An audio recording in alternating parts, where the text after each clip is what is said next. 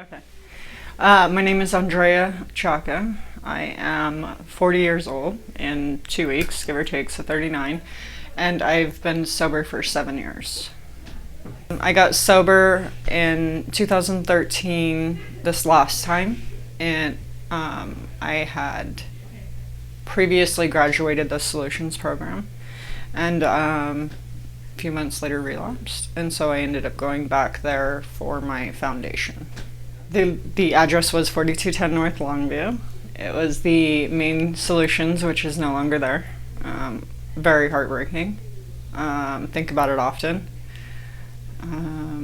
Met lifelong friends there that have just been pivotal in my life. Oh God. If I had to rate how bad addiction was, I was just thinking about that this morning. So it's like two different lives then and now. It was definitely 10 plus if that's possible for me. I had lost my daughter to CPS because I couldn't stop getting loaded. I was sitting in Motel 6 bathrooms in hot tubs trying to find veins. I was probably the poster child for meth. No teeth, homeless at this point. Hadn't worked my whole life. Did some unsavory things to make sure I could get loaded more than a time or two. I was violent towards the people I loved, violent towards people I didn't know. It was madness. I don't know how to rate that any worse than just chaos, madness, destruction. Pain. A lot of pain. Did I ever think I was going to die? I don't think that there was a doubt in my mind that I was going to die. It was just a matter of when.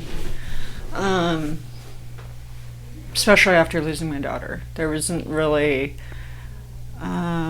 much to live for in my mind prior to having her. And then I had this momentary gift of just God and beauty. And due to my addiction, gave that up. And after losing her, I had no doubt that I was going to die. I didn't recognize the person in the mirror anymore. There wasn't any... I just stopped caring. I stopped caring about the situations I put myself in. I stopped caring about the people I associated with. I stopped caring about my safety. I stopped paying attention. So I was very sure that there would be the day. At that point in my life, I'd also started doing heroin and Xanax quite a bit. So it was like this up and down roller coaster of meth, heroin, Xanax, and anything else I could get in between at that point. And so I was positive I was going to die. Die or go to prison. One of the two. I did not think that sobriety was possible for me. The reason I didn't think it was possible for me is CPS put me into countless treatment centers. I think I went to 4. I only stayed 30 days at one. It didn't matter what kind of program it was. I think the one that I stayed 30 days at was a 12-step program. And I do remember just like those glimpses of like, oh, this is what laughter's like again. But as soon as it didn't go my way, I just always went and got loaded. Always. I would jump the wall. I would sell drugs to people that were there. I would, it was just, all I knew how to do was get loaded. What was the turning point? That's not hard for me to answer. Surprisingly, I remember it very clearly. My husband and I were having a very heated discussion, we'll say.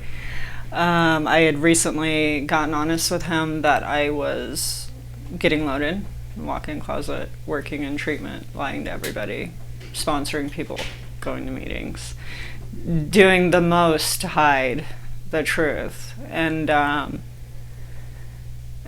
I'll try to express it without swearing.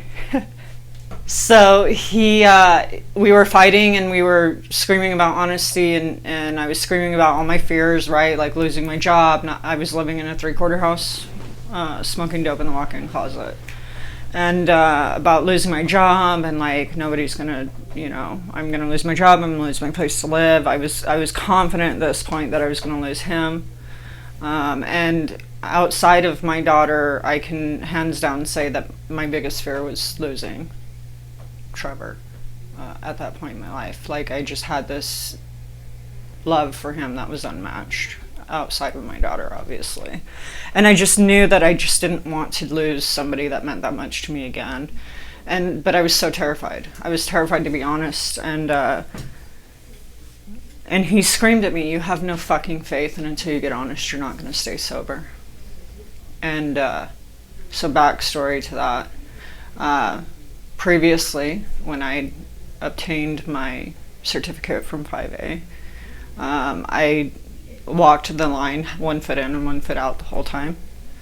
I was not praying. I was not meditating. I was not doing a 4-step. I wasn't doing anything that the 12-step program required of me. But I was like skimming the line, right? I was doing just the bare minimum to where it looked good on paper.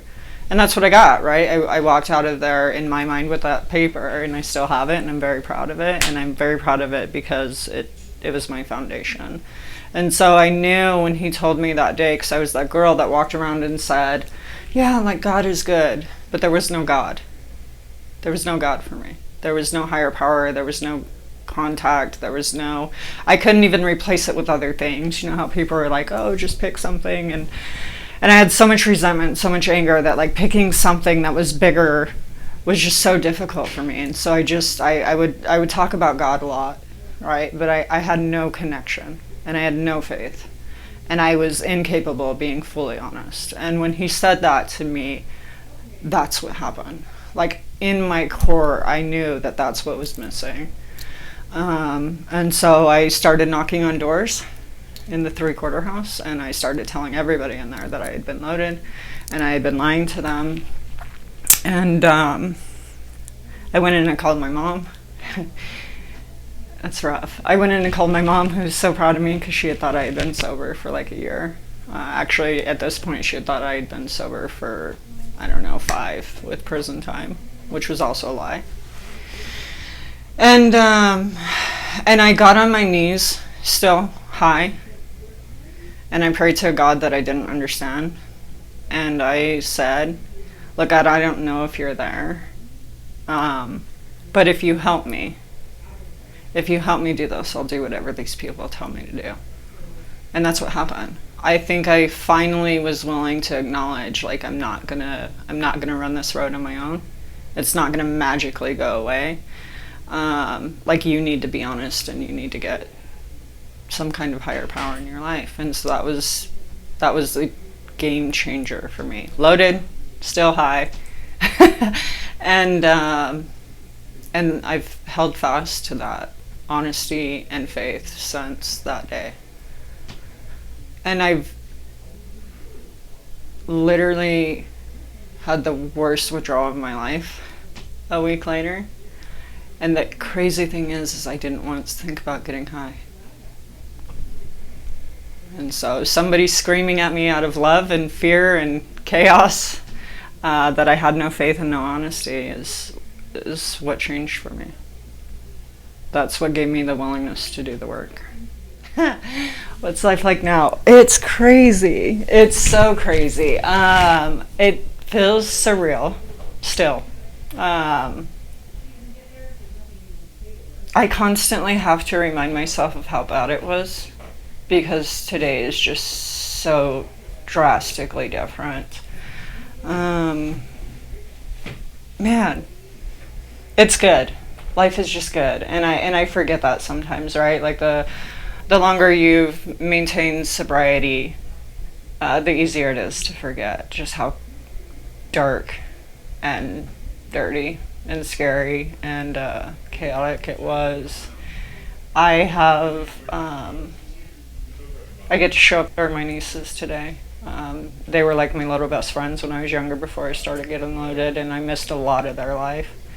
Um, and like I get to be that aunt today. I have a really amazing relationship with one of them, so that's really cool. I have an amazing relationship with a man that I don't have to worry about putting his hands on me, or cheating on me, or being unfaithful, or unloyal, or dishonest, or just any of the chaos that comes with drug addiction. I have 6 parents I'm blessed to have that I get to show up for today. I have a full-time job. That's miraculous in itself. I have a car that's not stolen. It's pretty sweet. I have license. I have tags. I have insurance. It's honestly, it's the hardest question anybody ever asked me, what's life like today? And I think that it's so hard because it just still seems so unreal. I have amazing, beautiful friends in my life. I have long-lasting relationships with people. They're not,